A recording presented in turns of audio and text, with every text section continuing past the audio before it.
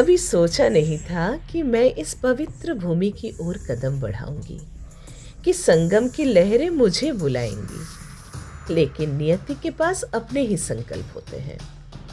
महीनों की अनिश्चितता के बाद अचानक यात्रा की योजना बनी और मैं प्रयागराज की ओर चल पड़ी। हृदय में एक अद्भुत उत्साह था, जैसे कोई अनजानी शक्ति मुझे इस दिव्य अवसर तक ले जा रही हो। जैसे जैसे हम गंतव्य की ओर बढ़े, सूरज धीरे धीरे क्षितिज को छूने लगा। आसमान सिंदूरी आभा से भर गया और पक्षी अपने घोंसलों की ओर लौट रहे थे। हवा में एक अद्भुत शांति थी, मानो स्वयं समय ने ठहरकर इस पावन घड़ी का स्वागत किया हो। फिर जैसे ही संगम तट की ओर बढ़े, हर कदम पर भक्ति और आस्था की अनुभूति होती रही। रास्ते में रुद्राक्ष से निर्मित भव्य ज्योतिर्लिंगों के दर्शन हुए।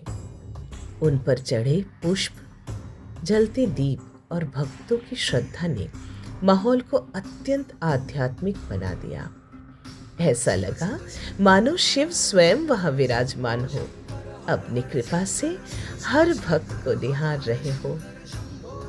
वहां की ऊर्जा ने मन को शांत और आत्मा को जागृत कर दिया। साधु संतों की भजन गूंज ने मन को मोह लिया।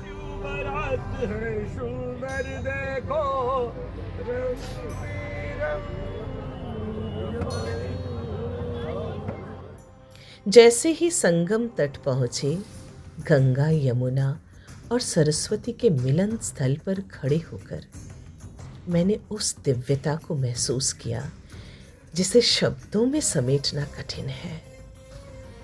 रात के अंधेरे में जब मैंने संगम के शीतल जल में पहला कदम रखा, एक अज्ञात ऊर्जा ने मुझे घेर लिया।